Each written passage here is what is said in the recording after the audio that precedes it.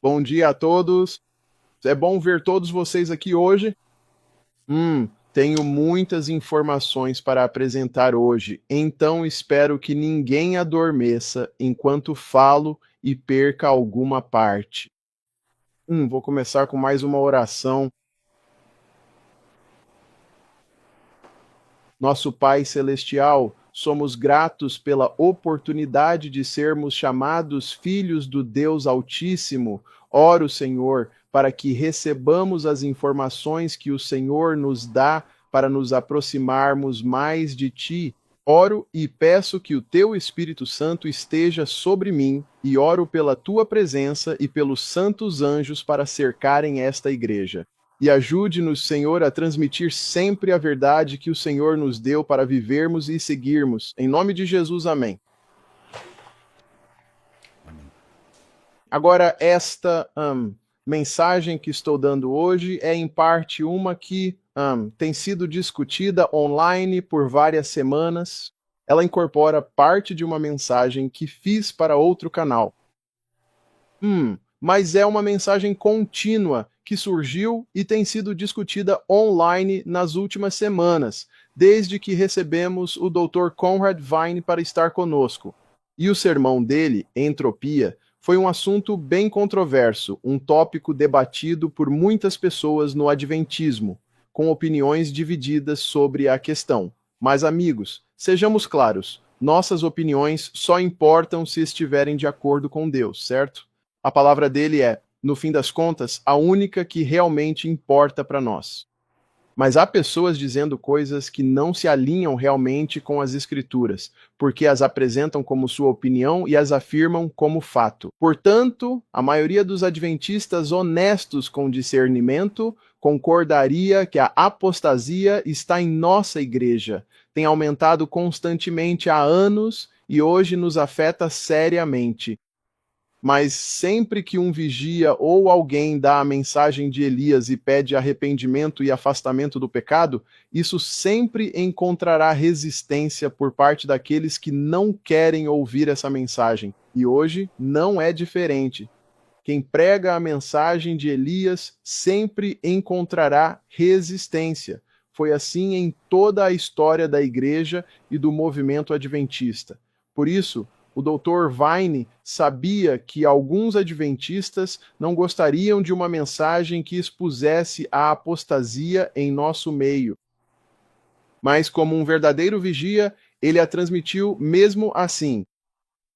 Então, o ataque satânico e demoníaco que foi lançado contra ele, especialmente por aqueles que proclamavam ser ministros de Deus, foi cruel e pessoal, e o diabo ficou bastante satisfeito com isso.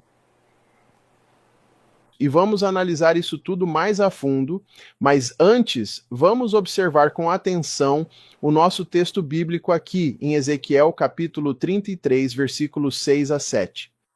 Mas se o vigia vir que a espada vem e não tocar a trombeta, e o povo não for avisado, se a espada vier e tirar algum deles, este será tirado na sua iniquidade, mas o seu sangue eu o requererei da mão do vigia. A ti, pois, ó filho do homem, eu te constituí por atalaia sobre a casa de Israel. Tu, pois, ouvirás a palavra da minha boca e lhes avisarás da minha parte. Então, amigos, vocês sabem, antes de prosseguir, quero ler algumas citações da Pena da Inspiração, porque elas concordam perfeitamente com o texto que acabamos de ler. Então, vamos dar uma olhada na primeira citação de Signs of the Times. A maior necessidade desta época é a necessidade de homens, homens que não possam ser comprados ou vendidos, homens que sejam verdadeiros, honestos em suas almas mais íntimas, homens que não temam chamar o pecado pelo seu nome correto e condená-lo em si mesmos ou nos outros, homens cuja consciência seja tão fiel ao dever quanto a agulha é ao polo, homens que defendam o que é certo, ainda que os céus caiam. E você notará que a expressão agulha ao polo também é o nome do ministério do Dr. Vine, AN2P. Mas vamos dar uma olhada em outra citação aqui do manuscrito 13. Chame o pecado pelo seu nome correto. Não ajude o pecador a encobrir seu pecado sob uma veste enganosa de justiça. Muitos hoje estão fazendo isso. O pecador não é salvo por palavras suaves que disfarçam o pecado como justiça. Os mestres da verdade devem repreender, censurar e exortar com toda longanimidade e doutrina. Portanto, essas palavras são cristalinas. Devemos repreender, censurar e exortar. Não podemos permanecer neutros e manter nossas bocas fechadas e ainda esperar que sejamos considerados parte dos 144 mil quando há pecado aberto e flagrante diante de nossos olhos. Portanto, note que dizia: homens que não temem chamar o pecado pelo seu nome correto, e infelizmente há poucos hoje no Adventismo. Mas o Dr. Vine não teme chamar o pecado pelo seu nome correto, e ele sofreu muito por isso. Este foi o sermão que ele deu há algumas semanas a nosso convite. Portanto, o preço que ele teve que pagar por isso foi uma campanha de assassinato de reputação e uma difamação contra o seu caráter, como não víamos há muito tempo. Então, os ataques ao seu caráter foram absolutamente demoníacos. Para aqueles que não viram o sermão ou não estão cientes do ataque, quero revisar brevemente, porque esta foi uma campanha completa de assassinato contra o seu caráter.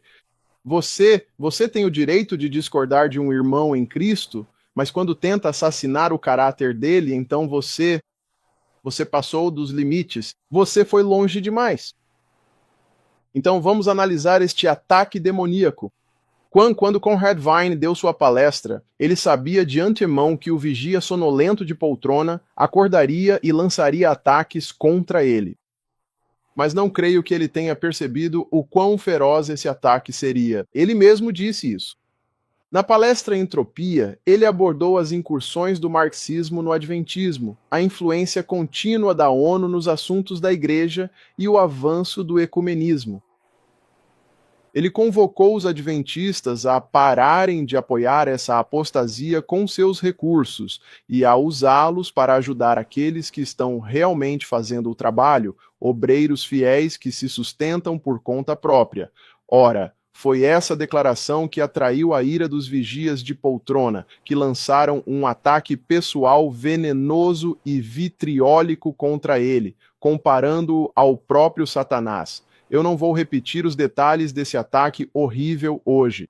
Se você quiser o link da apresentação que fiz em outro canal, pode dar uma olhada. O dízimo tem sido um tema de confusão para muitos adventistas hoje, então vamos analisar esse tópico em profundidade. Vamos analisar falsos rumores sobre o dízimo na internet. Primeiro, só há um endereço para o celeiro de Deus, a sede da conferência. Segundo, direcionar o dízimo equivale a retê-lo. Terceiro, o dízimo não deve ir para ministérios de sustento próprio, algo contra o qual Ellen White alertou. Número 4. Redirecionar o dízimo é satânico e contra o espírito de profecia. E número 5. O dízimo não é para os crentes redirecionarem com base em convicção pessoal. Você não tem escolha individual sobre o assunto. Então, amigos, essas opiniões aqui que são declaradas aqui e rumores têm todos uma coisa em comum. Eles são todos falsos e não concordam com a Bíblia e o espírito de profecia. E vocês verão em breve que a palavra de Deus é a única coisa que importa, nada mais. Eles distorcem e reinterpretam o espírito de profecia e a Bíblia para se adequar à sua narrativa falsa. Amigos, essa controvérsia não é algo novo. Vocês sabiam que existia uma polícia do dízimo até nos dias de Cristo? Nós vamos ler sobre isso agora. Vamos ler sobre eles. Abram suas Bíblias em Mateus 23, 23 e 24. E vamos ler sobre eles. Observem o que diz aqui. Ai de vós, escribas e fariseus, hipócritas, pois que dizimais a hortelã, o endro e o cominho, e desprezais o que é mais importante na lei, o juízo, a misericórdia e a fé. Deveríeis, porém, fazer essas coisas, e não omitir aquelas, condutores cegos, que coais um mosquito e engolis um camelo. E isso aconteceu. Havia muitas pessoas coando o mosquito e ignorando o camelo. Os escribas e fariseus podem ter partido há muito tempo, amigos, mas seus parentes ainda estão por aí, e eles estão coando mosquitos e engolindo camelos hoje em dia. Eles também estavam por perto na época de Ellen White, e ela teve que lidar bastante com eles, como veremos em breve. Mas antes, queremos analisar exemplos bíblicos de ministérios de sustento próprio, que Ellen White chama de linhas irregulares ou obreiros de sustento próprio. Antes disso, precisamos que todos coloquem seus chapéus de discernimento espiritual, pois à medida que eu ler essas citações, vocês começarão a reconhecer o engano. É preciso discernimento espiritual para ver isso. Analisemos exemplos bíblicos de sustento próprio: Noé, Enoque, Abraão, Moisés, Neemias, Esdras, Isaías e Jeremias no Antigo Testamento. Todos esses foram ministérios de sustento próprio. E quanto ao Novo Testamento? João Batista, ministério de sustento próprio. Jesus, ministério de sustento próprio. Os discípulos de Jesus também, ministérios de sustento próprio. Paulo, o apóstolo Paulo. Então aqui vai uma pergunta, porque muitas pessoas trazem isso à tona, especialmente em referência a Jesus. Judas era o tesoureiro de Jesus. Ele era o ministério de sustento próprio definitivo? Então vamos fazer uma pergunta. O que havia na bolsa que Judas carregava? Dinheiro, certo? Dízimos e ofertas estavam naquela bolsa. Embora Cristo soubesse que Judas era ladrão, não o expôs aos discípulos, pois queria alcançá-lo. A salvação dele estava em jogo. É um ponto importante, pois alguns usam o exemplo de Judas para dizer: podemos apoiar apóstatas. Não importa. Então ele deu a Judas todas as oportunidades para se converter. E Ellen White diz algo muito cuidado. Ela diz: as circunstâncias alteram os casos. Isso é muito importante e veremos exatamente esse princípio na história da viúva com as duas moedas. Portanto, Deus espera que sejamos sentinelas fiéis em Isaías 58:1, também em Ezequiel 3:10, 7 a 21 e também em Ezequiel 33, 2 a 9. Mas ele nunca, em momento algum nas Escrituras, nos atribuiu a tarefa de sermos a polícia do dízimo para ditar e controlar a consciência dos outros. Essa é uma decisão pessoal. Aqueles que estão fazendo isso, essa polícia do dízimo online hoje, estão realmente fazendo um trabalho que Deus nunca os chamou para fazer. Essa é uma decisão pessoal apenas entre você e Deus. Não há terceiros nessa decisão. O que o espírito de profecia diz sobre tudo isso? Vamos analisar, pois você verá muitas citações e um padrão que se repete constantemente. Veja o primeiro. E quanto ao celeiro? Ellen White afirma: o celeiro é o tesouro de Deus, usado para espalhar a verdade e salvar almas.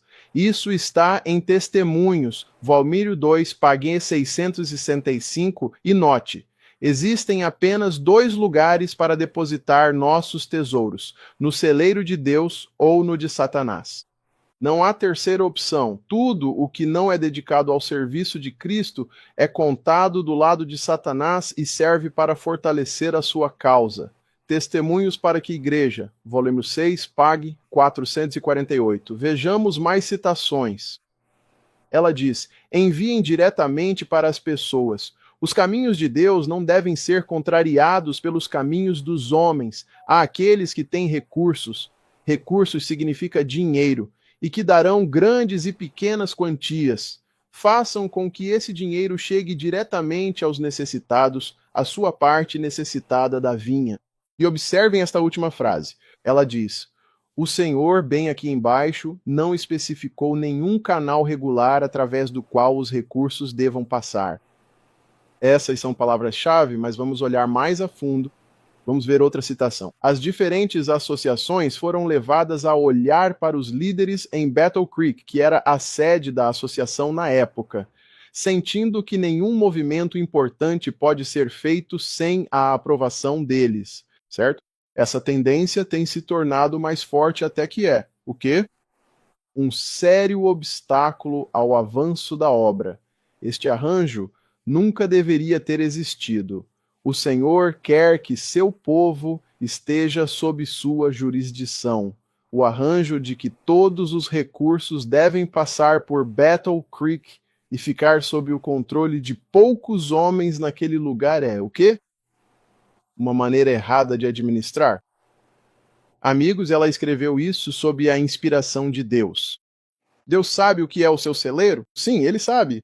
Ele certamente sabe como administrar seu celeiro e não precisa de outras pessoas para ajudá-lo. Nós nunca fomos chamados para esse tipo de trabalho, mas vamos olhar mais a fundo. O Senhor trabalha através de várias agências. Se alguém desejar entrar em novos campos e assumir novas linhas de trabalho, sempre encoraje-os a fazê-lo. Observe a palavra encorajar. Não se preocupe, caso alguns recursos vão diretamente para aqueles que estão tentando fazer trabalho missionário de uma maneira silenciosa e eficaz. Nem todos os recursos devem ser administrados por uma única agência ou organização. Você está começando a ver um tema recorrente? Espero que sim, porque ela deixou as coisas bem claras e não há como interpretar mal o que ela está dizendo. A profetisa de Deus não buscava desorganizar a igreja. Deus não iniciaria um trabalho autossustentável com esse propósito. Ele queria apoiar quem trabalhava, pois via o diabo tentando infiltrar-se nas linhas regulares para interromper a obra. Ele instruiu sua profetisa a iniciar um trabalho autossustentável. Isso não garante que todos ali façam a obra de Deus, mas que sua mensagem fosse divulgada.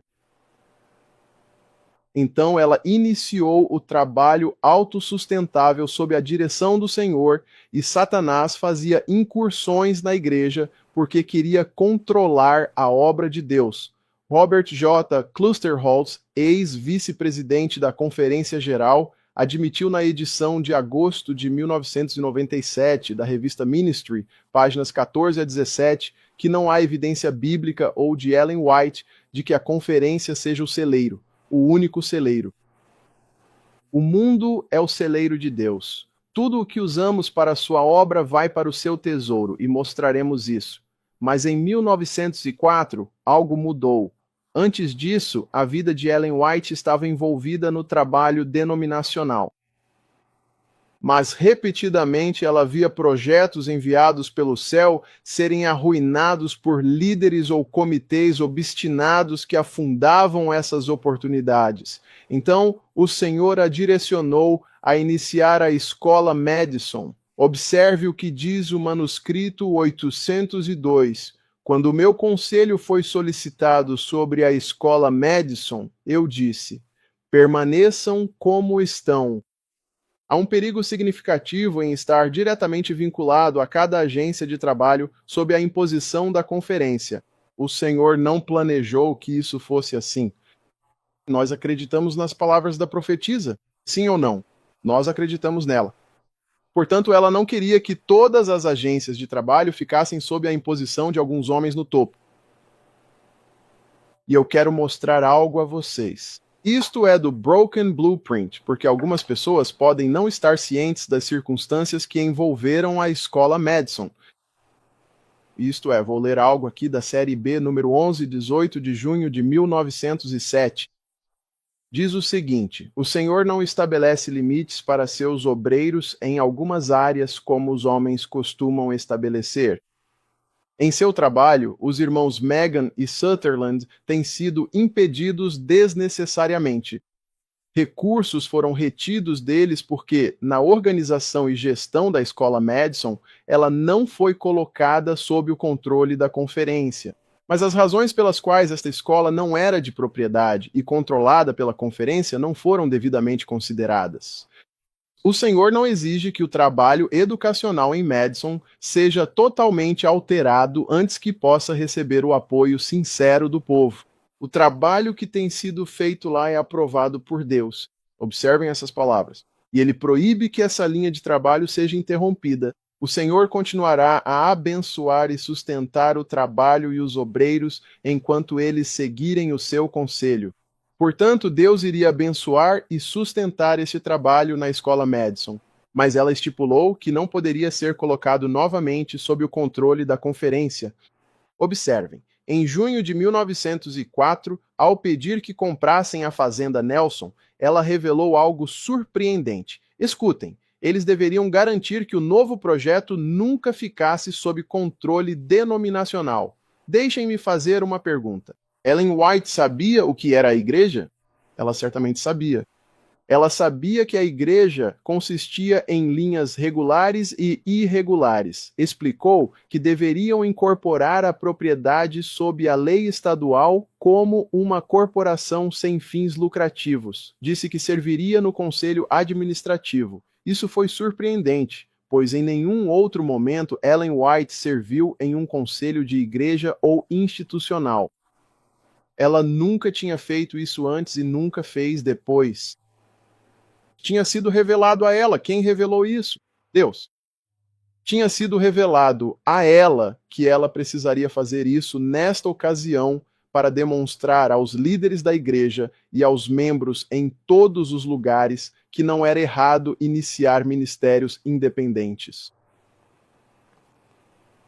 Amigos, como ela disse com Ellen White no conselho, seria muito difícil para os líderes da igreja denunciar Madison como um renegado em rebelião contra o controle da igreja autorizado. Portanto, Ellen White já havia lidado com o poder real. Isso não é algo novo. Isso vem acontecendo desde o tempo de Cristo, poder real na igreja que estava afetando a igreja. Então vamos fazer a pergunta: direcionar o dízimo é reter o dízimo? Podemos direcionar nosso dízimo ou somos obrigados a sustentar mercenários abertamente apóstatas que ensinam o erro e misturam o sagrado com o profano?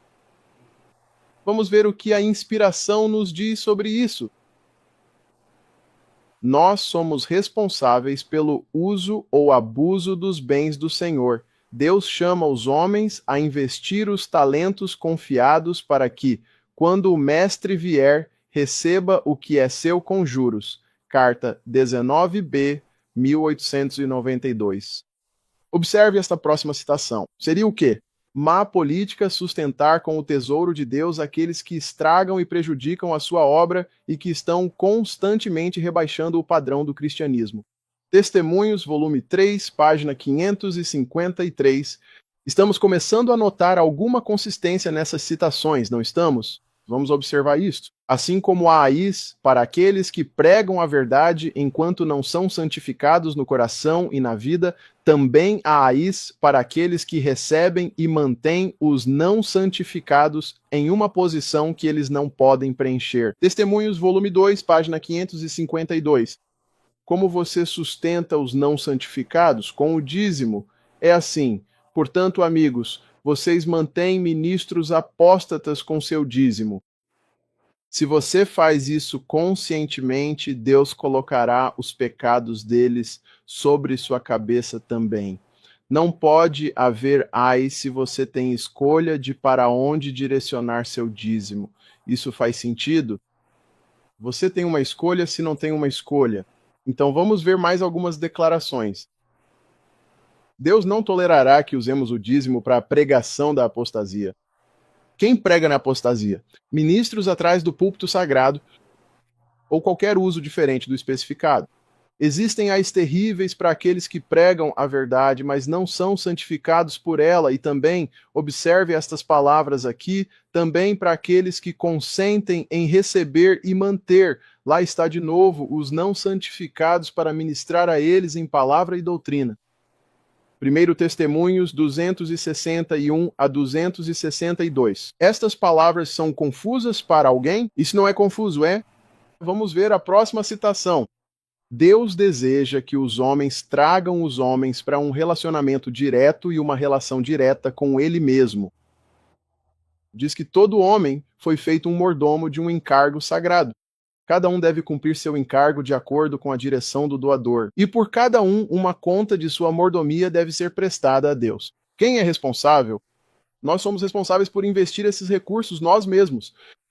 Testemunhos 7, 176 a 176. Quer dizer que não posso ir e culpar o pastor, o ancião ou o líder da associação? Se eu desviar e apoiar a apostasia aberta, não posso culpá-los? Eles não vão estar no julgamento por você, amigos. Você terá que se apresentar sozinho. Agora, mais uma vez, podemos ver que essas declarações não são confusas para quem busca a verdade. Não podemos alegar ignorância. É apenas confuso. Confuso para aqueles que não querem a verdade. Porque, sabe, é muito difícil convencer alguém de algo quando o salário dessa pessoa depende de ela não entender. Não podemos ser forçados a apoiar apóstatas que ensinam ecumenismo, espiritismo, pregam que não há expiação, que não vencemos o pecado, que não há necessidade de obedecer à lei e outras doutrinas heréticas. Não podemos apoiar isso. E alguns podem dizer, bem, sabe bem, pastor, e quanto àqueles que acreditam sinceramente que estão apoiando a obra de Deus e não fazem ideia de que o dízimo deles está sendo usado para apoiar aqueles que trabalham contra Deus e que estão fazendo a obra do diabo? E quanto a essas pessoas? Bem, vamos analisar isso. Vamos abrir as suas Bíblias em Lucas 21. Lembrem-se da história da viúva e suas 2 moedas, porque eles usam essa história o tempo todo. Então vamos analisar essa história. Observe o que diz aqui, versículo 1. E olhando ele, viu os ricos lançarem as suas ofertas no gasofilácio. Viu também uma pobre viúva lançar ali 2 pequenas moedas, e disse: Em verdade vos digo que esta pobre viúva lançou mais do que todos, porque todos estes lançaram para as ofertas de Deus do que lhes sobra, mas esta da sua pobreza lançou todo o sustento que tinha. Então, vamos analisar isso de perto, porque muitos estão promovendo essa história como a ideia falsa de que você não pode direcionar seus dízimos, porque isso é o mesmo que reter o dízimo. Acabamos de ver isso. Alegam que você não tem escolha sobre onde pagar seus dízimos. Mesmo que apoie a apostasia, você deve fazer, pois Deus ignorará, já que Jesus elogiou a viúva, sabendo que os fariseus tramavam matá-lo.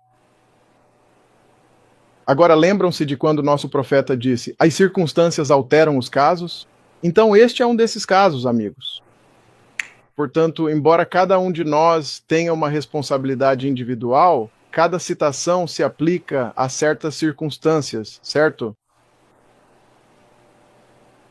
Na verdade, aplica-se à circunstância apropriada. Então, observem, quero que observem como este caso é explicado em O Desejado de Todas as Nações, página 615. Observem isso atentamente. O que ela diz? Ela disse: lágrimas de alegria encheram seus olhos ao sentir que seu ato foi compreendido e apreciado. Agora quero que observem estas palavras sublinhadas. Mas Jesus compreendeu o seu motivo. Ela acreditava que o serviço do templo era uma designação de Deus e estava ansiosa para fazer o máximo, o seu melhor para sustentá-lo. Então vocês notaram as palavras. Jesus compreendeu o seu motivo e ela acreditava que o serviço do templo era uma designação de Deus? Portanto, Deus sempre considera os motivos de uma pessoa com base no que ela acredita ser o certo. A viúva não sabia que os sacerdotes estavam possuídos por demônios. Ela não fazia ideia, mas acreditava verdadeiramente que estava honrando a Deus e Deus a honrou pela sua crença, pelo seu motivo. Bem, vamos ver outro exemplo. Atos 10, 1 a 4. Vamos para Atos 10, 1 a 4. Havia em Cesareia um homem chamado Cornélio, centurião da coorte chamada Italiana, homem piedoso e que temia a Deus com toda a sua casa, que fazia muitas esmolas ao povo e de contínuo orava a Deus. Este, quase à hora 9ª do dia, viu claramente numa visão um anjo de Deus que se dirigia a ele e lhe dizia: Cornélio. E este, fixando os olhos nele e muito atemorizado, disse: Que é, Senhor? E ele, olhando para ele com muita atenção, lhe disse: As tuas orações e as tuas esmolas têm subido para a memória diante de Deus. Então, este era um centurião. Ele não guardava o sábado. Ele não era judeu. Ele não era hebreu. Ele estava vivendo de acordo com a luz que tinha e Deus o considerou. Deus não nos julga com base no que não sabemos. Ele nos julga com base no que sabemos ou na luz que nos foi dada e que rejeitamos. O centurião não conhecia toda a luz, por isso Deus aceitou as suas esmolas. Amigos, Deus não nos condenará pelo que não sabemos, mas se mantivermos conscientemente ministros não santificados, ficamos sem desculpa. Não podemos dizer eu não sabia. Não, você sabia. Então, o que dizer da ideia falsa de que o dízimo não pode ser enviado para ministérios de sustento próprio, quando os líderes da associação ignoraram os apelos de Ellen White e tentaram desencorajar o envio de dízimos e ofertas até mesmo para a escola de Madison? Ela escreveu esta carta, frustrada. Ela diz: Aqueles em nossas associações que sentiram que têm autoridade para proibir a coleta de recursos em um determinado território, eu agora digo que este assunto me foi apresentado repetidas vezes. Nossa, repetidas vezes. E agora dou meu testemunho em nome do Senhor àqueles a quem diz respeito, onde quer que vocês estejam, façam o quê? Abstenham-se de proibir. Os fiscais do dízimo também existiam na época dela. Eles queriam que todo o dinheiro fosse apenas para eles, mantendo o controle total.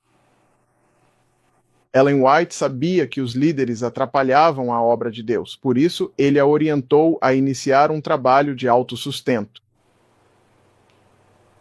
E ela o fez na escola Madison. Ela iniciou uma escola da igreja autossustentável. Então, observem o que isto diz aqui sobre os anos, porque o dízimo é uma decisão pessoal entre você e Deus apenas. Ela diz: por anos, a mesma rotina, a mesma maneira regular de trabalhar tem sido seguida. E a obra de Deus tem sido o quê? Grandemente prejudicada. Deus clama por um reavivamento e reforma. Então, sim, seus servos fiéis que estão dando a mensagem de Elias clamarão por reavivamento e reforma. As linhas regulares não fizeram o trabalho que Deus deseja ver realizado.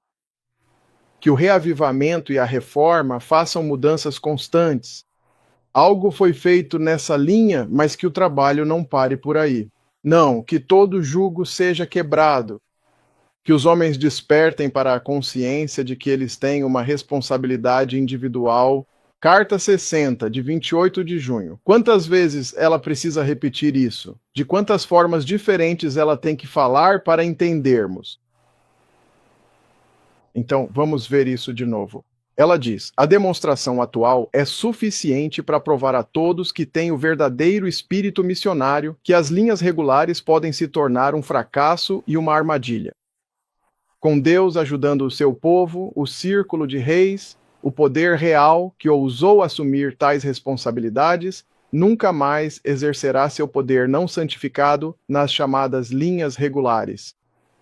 Amigos, estamos vendo esse poder não santificado em plena exibição hoje? Quando você não pode nem falar na cozinha de alguém sem a permissão deles, isso é chamado de poder real, amigo. A Bíblia diz que todos os homens são irmãos, todos seus irmãos. Então, antes de prosseguirmos, vamos responder a esta pergunta, que é muito relevante para as linhas de trabalho regulares ou irregulares. O espírito de profecia é cristalino ao dizer que o dízimo pode ir para os ministros de Deus para alimentar o rebanho e seus obreiros bíblicos. E isso vem de um manuscrito 189. Portanto, um ministro pode ser aquele que atende, que serve e cura, como um médico ou um missionário médico. Pode ser um evangelista, pode ser até mesmo a esposa de um pastor ou uma mulher que está fazendo trabalho em tempo integral como missionária, ministrando aos outros. E esses obreiros que estão tanto nas linhas regulares quanto nas irregulares podem ser pagos com o dízimo. A decisão de Ellen White sobre o dízimo começou por volta de 1868. Isso foi poucos anos após o início da conferência, devido ao incidente com Hannah More. Alguns de vocês se lembram desse incidente? O incidente de Hannah More. Ela era uma missionária adventista, acredito que ela era da igreja metodista, mas era uma missionária adventista. Não me citem sobre qual igreja era. Ela veio de outra denominação e a adventista a aceitou quando ela se convenceu sobre o sábado. Veio trabalhar para eles, mas a deixaram morrer por negligência, sem lhe dar um centavo sequer. Ellen White jurou que isso nunca mais aconteceria sob sua supervisão. Veja nestas citações que a liderança queria controle total de cada centavo, como fazem hoje, muito antes da carta de Watson ser divulgada.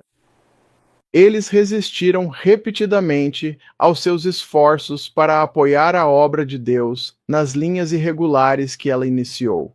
Os líderes da igreja não apenas exigiam que todos os fundos passassem por eles, mas declaravam que isso era necessário por serem a voz de Deus na terra. Se você pensava que o Papa de Roma reivindicaria tal distinção, eles também a reivindicaram. Eles são a voz de Deus. Mas observe como Ellen White respondeu a isso. Que Deus conceda que as vozes que foram tão rapidamente levantadas para dizer que todo o dinheiro investido na obra deve passar pelo canal designado em Battle Creek, a sede da Associação Geral, não sejam ouvidas. Então ela diz a mesma coisa repetidamente, apenas de formas diferentes, amigos. E aqui está uma carta que ela escreveu para A.G. Daniels, publicada no manuscrito inédito de Spalding Magan. Ela afirma, fazendo referência direta à nossa conferência, que é repetido vezes sem conta que essa seria a própria voz de Deus. E, portanto, tudo deve ser encaminhado à conferência, para que ela tenha a palavra final com relação à permissão ou restrição, ou ao que deve e ao que não deve ser feito nos vários campos de atuação. E, afinal, o que ela pensa sobre tudo isso? Ela diz: já ouvimos o suficiente sobre o fato de que tudo deve seguir o caminho regular.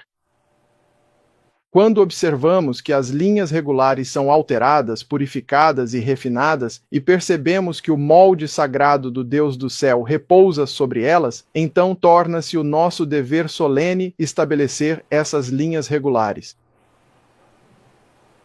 Ela estava realmente farta, pois eles continuavam a resistir a ela a cada passo do caminho. Eles simplesmente resistiram a ela. Aqui está mais um. Mas, quando vemos que mensagem após mensagem que Deus deu foi aceita, mas nenhuma mudança, ela diz, apenas o mesmo que era antes, então é evidente que sangue novo deve ser trazido para onde? As linhas regulares, ela diz, requerem mentes que sejam trabalhadas pelo Espírito Santo de Deus. E, a menos que essa evidência seja dada, a menos que haja um poder que mostre que são aceitos por Deus para assumir tais responsabilidades, deve haver uma renovação sem qualquer demora. Ela queria reformular as linhas regulares, que esta conferência passe e se encerre como as conferências têm feito, com a mesma manipulação, com o mesmíssimo tom e a mesma ordem. Deus nos livre. Deus nos livre, irmãos. Ela não estava feliz aqui, estava? Na verdade, ela não estava feliz nem um pouco. Agora, eu quero ler algo bem rápido que foi escrito por P.T. Magan. É do diário dele, sabe? Ele mantinha um diário pessoal muito detalhado. Isto é do diário dele, datado de 14 de maio de 1907. Ele disse ter falado com Ellen White sobre a posição da Associação Geral quanto a instituições independentes, como a Escola Madison, que não deveriam receber verbas. Ela respondeu: bobagem, um bando de tolos deveria saber melhor do que isso. Daniels e aqueles que estão com ele assumiram uma posição sobre este assunto que não é de Deus. Ela disse que tinha algo escrito sobre isso e tentaria encontrar. Ela estava chateada. Ela não estava contente, estava? E você vê o mesmo poder real acontecendo hoje. Nada mudou, amigos. Então, a esta altura, deve estar claro para todos nós que Ellen White estava lutando contra a polícia do dízimo autoproclamada em sua época. E amigos, os parentes deles ainda estão aqui. Eles não foram a lugar nenhum. Eles ainda estão por aí. Postam vídeos na rede sobre um celeiro da associação, dizendo que você não pode apoiar ministérios de sustento próprio. Você pode ouvi-los. Basta entrar na internet, você pode ouvi-los.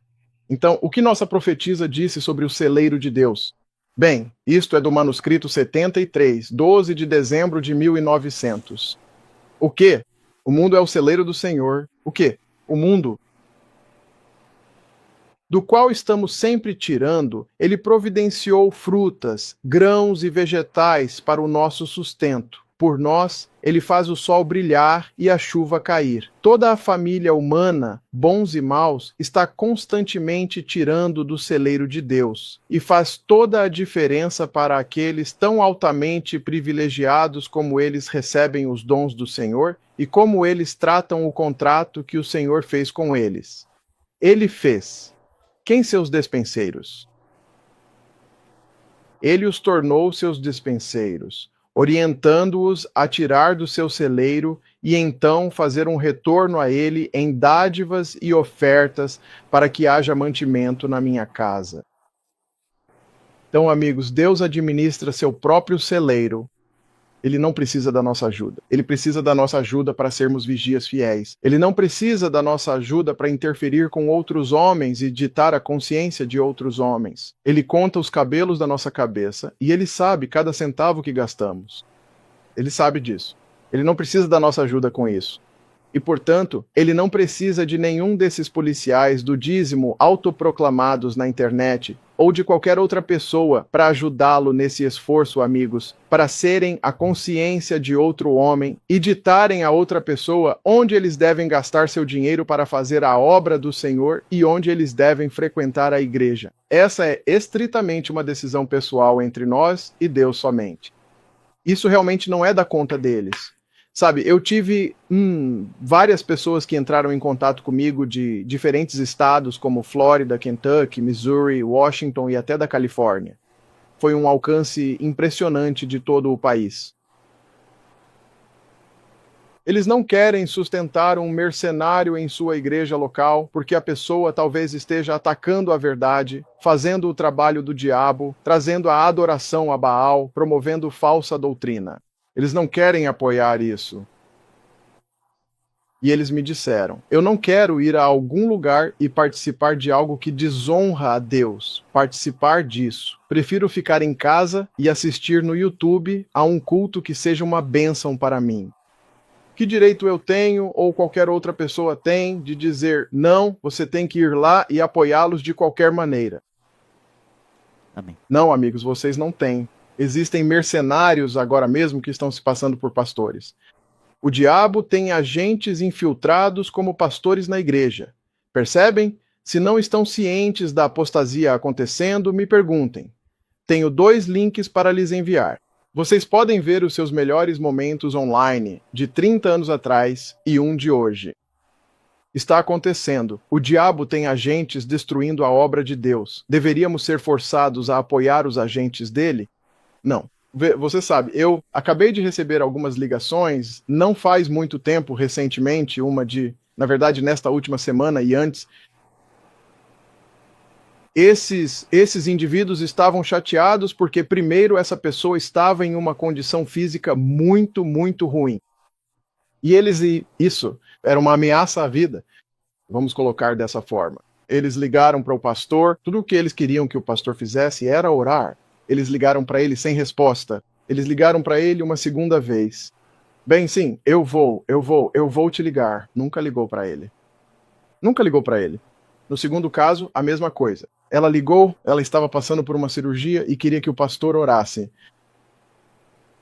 Ela ligou e pediu ao pastor, por favor, ore por mim. Nem recebeu retorno. Se você é pastor e está ocupado demais para orar pelo seu rebanho, não deveria exercer esse ministério. Você precisa se sentar, porque há presbíteros que são melhores pastores do rebanho. Sente-se e deixe o presbítero assumir o comando. É vergonhoso. Eu orei com ambos. Mas o que estou dizendo, amigos, é que essas pessoas são mercenários. Essas pessoas deveriam agora ser forçadas a sustentar esse mercenário? Não, de jeito nenhum.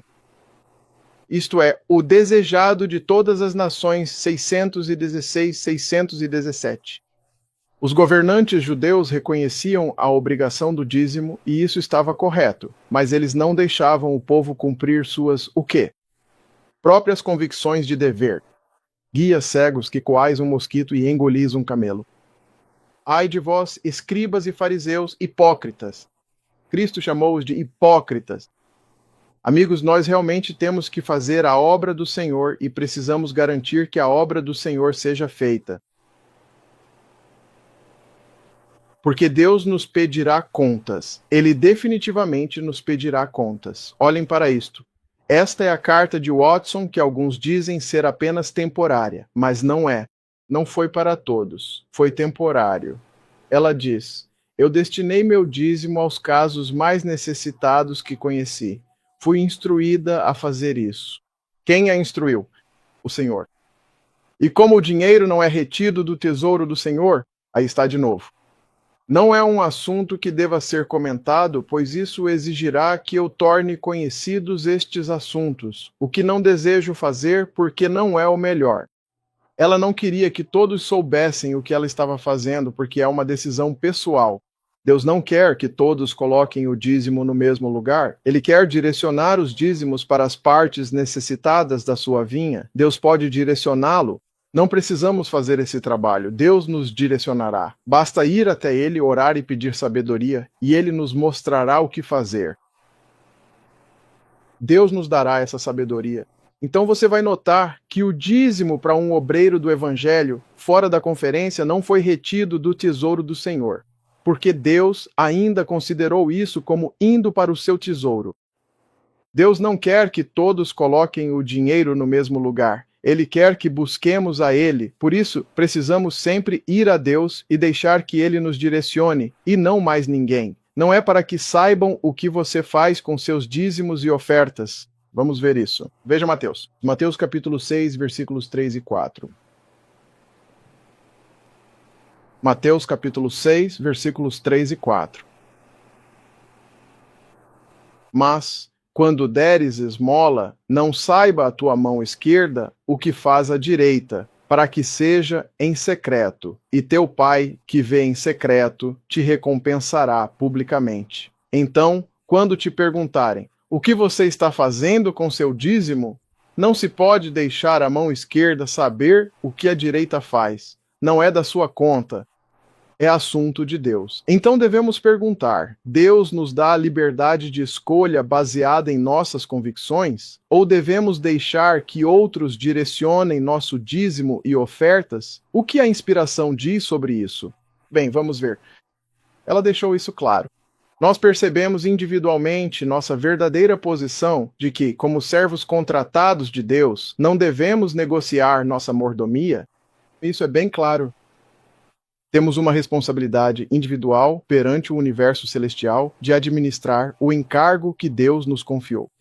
Quão mais claro ela poderia ter deixado isso? Alguns homens ou conselhos podem dizer: isso é exatamente o que queremos que você faça. O comitê da conferência pegará seu capital e o destinará para este mesmo objetivo. Mas o Senhor nos tornou o quê? Individualmente. Aí está. Individualmente, seus mordomos. Cada um de nós tem uma responsabilidade solene de, em vez de investir, isso significa o quê? Nós mesmos. Está bem ali, 1898. Então vamos confirmar isso novamente, porque não quero deixar margem para dúvidas, porque o falatório na internet vai te dizer, bem, isso foi apenas uma coisa temporária. Observe o que diz aqui novamente. Tenha em mente que não é nossa própria propriedade que nos é confiada para investimento. Se fosse, poderíamos reivindicar poder discricionário. Poderíamos transferir nossa responsabilidade para outros e deixar nossa mordomia com eles. Mas isso não pode ser, porque o Senhor nos tornou o quê? Individualmente seus mordomos. Somos responsáveis por investir. Isso significa nós mesmos. Aí está novamente. O Senhor nos tornou individualmente seus mordomos. Cada um de nós tem a responsabilidade solene de investir esses recursos nós mesmos. Deus não coloca sobre você o fardo de perguntar a quem. à conferência ou a qualquer conselho de homens se você deve usar seus recursos como quem achar melhor. Você acha melhor para promover a obra de Deus. Deus quer que nós vamos a Ele. Ele não quer que nós vamos a mais ninguém. Não deve haver dúvida de que Deus espera que cada um de nós seja um mordomo fiel, e ninguém mais deve interferir nesse processo com nossa mordomia.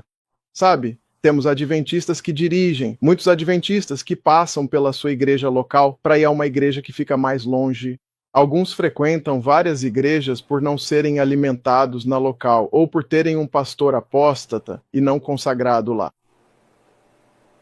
Que direito temos de dizer, não, fiquem na sua igreja local e o apoiem de qualquer jeito? Não é da nossa conta? Se quiserem dirigir até 2 ou 3 igrejas, é entre eles e Deus. Isso é o que chamam de poder real no seu melhor. Testemunhos especiais para ministros e obreiros. Embora não seja sua própria propriedade que você está manuseando, você é feito responsável por seus investimentos sábios, por seu uso ou abuso. Então você quer dizer o policial do dízimo? Não, somos nós. Deus não coloca sobre você o fardo de perguntar à conferência ou a qualquer conselho de homens se você deve usar seus recursos como bem entender para promover a obra de Deus em cidades e vilas carentes e localidades empobrecidas. Não devemos fundir nossa individualidade de julgamento a nenhuma instituição em nosso mundo. Devemos olhar para quem? Para Deus em busca de sabedoria. Olhamos para Deus. Quando olhamos para Deus, porque nenhum desses homens vai te defender no julgamento, eu te garanto, eles vão dizer, você está por sua conta. Novamente, devemos ir a Deus em busca de sabedoria. As pessoas a quem Deus deu seus recursos são responsáveis perante Ele. O quê? Sozinhas. É privilégio deles dar ajuda e assistência direta à missão. É por causa do uso indevido de recursos que o Campo Sul não apresenta resultados melhores do que os que tem hoje. Veja, ela tem lidado com isso constantemente, repetidas vezes. O Senhor quer seu povo sob sua jurisdição. Devem olhar para Deus, buscando-o com fé, e conhecer a obra de sua providência. Isso está em Testemunhos para Ministros, Pagamer 320. Significa que, ao iniciar o trabalho de autossustento, Deus não estava tentando atacar, atrapalhar ou destruir a igreja. Ele queria que sua obra fosse realizada. Os fariseus, nos dias de Cristo, quero tratar de algo que surge sempre, pois é uma desculpa para não apontar o pecado e a apostasia. Você e eu já ouvimos isso. Ah, bem, a igreja está na Babilônia. O que isso tem a ver com apontar o pecado aberto e a apostasia? Porque a igreja não adora no domingo, não abraçou a santidade do domingo. Isso não é um passe livre para ignorar o pecado e a apostasia. Não é. Nós temos que apontar o pecado aberto. Nós temos que ser sentinelas fiéis. Sabe, a igreja que crucificou a Cristo era uma igreja babilônica ou eles eram guardadores do sábado? Eles guardavam o sábado. Não foi a Babilônia que o crucificou. Nós crucificamos a Cristo hoje ao desobedecê-lo ou ao permitir que agentes do diabo destruam nossa igreja em silêncio. Vou tentar encontrar essa citação. Sim, este é o Comentário Bíblico 2996. Muitos não ousam condenar a iniquidade para não sacrificarem com isso sua posição ou popularidade. E por alguns é considerado falta de caridade repreender o pecado. Mas o servo de Deus está sob a mais solene obrigação de apresentar a palavra de Deus sem medo ou favoritismo. Ele deve chamar o pecado pelo seu nome correto. Acabamos de ler isso. Aqueles que, por seu descuido ou indiferença, permitem que o nome de Deus seja desonrado pelo seu povo professo, são contados com os transgressores, registrados no livro do céu como participantes de suas más obras. O amor de Deus nunca levará a menosprezar o pecado. Comentário Bíblico 2.996. Isso é claro, amigos. Querem fingir que nada está acontecendo? Deus os considera inimigos se não levantarem a voz contra isso. Talvez não possam demitir esses apóstatas, mas certamente podem se manifestar. Vocês podem fazer isso. Então vamos ver outra citação. Repetidas vezes fui instruído a dizer ao nosso povo que a sua fé e confiança estejam em Deus. Não dependam de nenhum homem falível para definir o seu dever. Deus é de fato aquele a quem se deve recorrer, para compreender o nosso dever individual. Mas, quando um homem permite que outra pessoa se coloque entre ele e o dever que Deus lhe apontou, entregando a esse outro toda a sua confiança e aceitando-o como guia, então ele abandona a sua base verdadeira para seguir um caminho falso e extremamente perigoso. Tal homem, em vez de crescer e se desenvolver, perderá sua espiritualidade.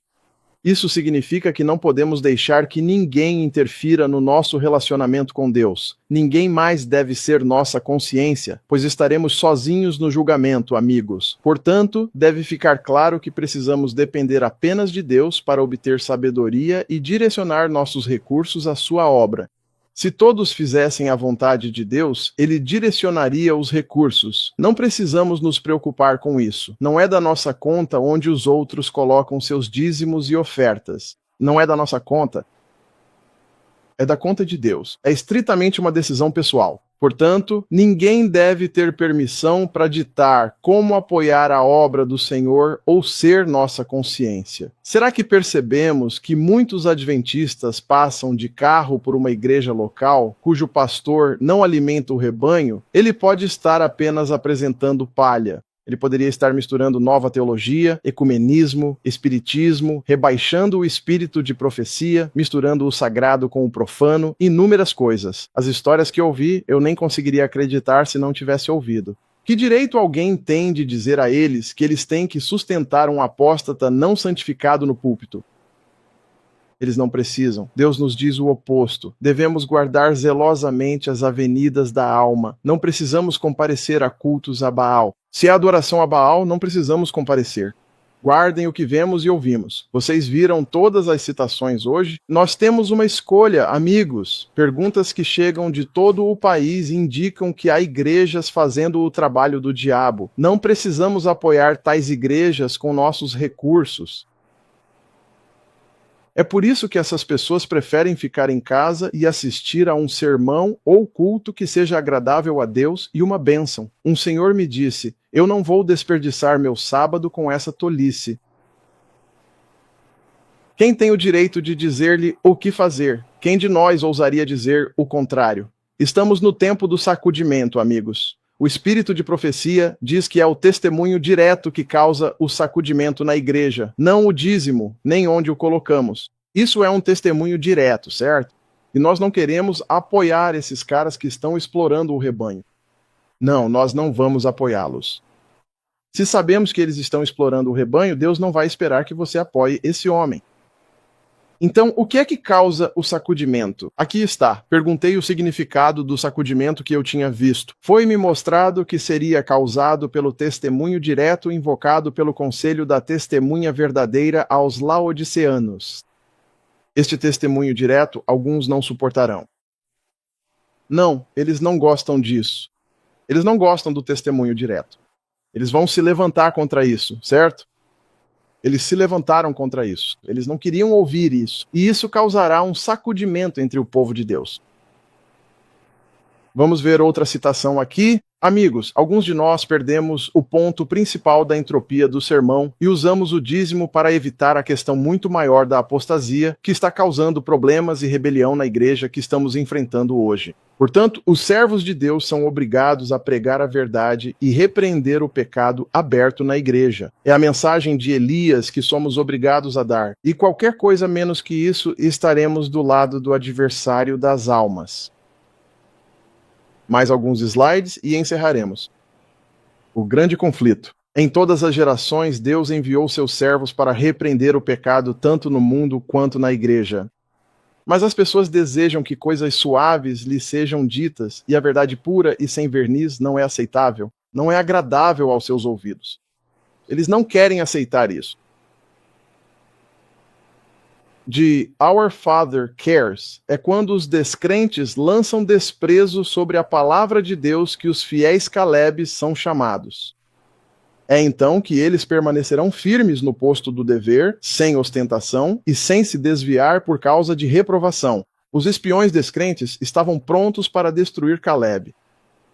Ele viu as pedras nas mãos daqueles que trouxeram um falso relatório, mas isso não o dissuadiu.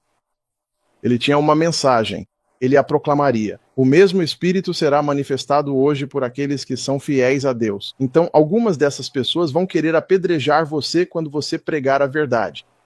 Eles não gostam disso. Tudo bem, amigos? Temos que permanecer firmes pelo Senhor, mesmo que os céus caiam. Temos que nos manter tão retos quanto uma agulha para o polo. E vou encerrar com este texto, Ezequiel 44, 23, 24. E ensinarão ao meu povo a diferença entre o santo e o profano, e os farão discernir entre o imundo e o limpo. E em meio a qualquer controvérsia, eles se apresentarão para julgar e julgarão segundo os meus justos juízos, e guardarão as minhas leis e os meus estatutos em todas as minhas assembleias, e solenemente santificarão os meus sábados. Amigos, sejamos fiéis a Deus, pois a Bíblia e o espírito de profecia não dizem que a maioria na igreja e no mundo serão salvas. Dizem-nos o oposto, que serão perdidos. Continuemos fiéis. Vou encerrar com uma oração. Nosso Pai Celestial, ajuda-nos a ser Calebes fiéis, cada um de nós a defender a verdade, porque os dias estão chegando em que a perseguição soará forte e quente contra nós, e apenas aqueles que fizeram do Senhor o seu padrão, defenderão a verdade. A palavra de Deus é o nosso padrão, e se permanecermos e vivermos de acordo com a verdade, seremos verdadeiros e fiéis adventistas do sétimo dia. A placa no prédio não nos torna adventistas. O prédio em si não nos torna adventistas. É a nossa disposição de receber, aceitar e obedecer a verdade. Em nome de Jesus, eu oro. Amém.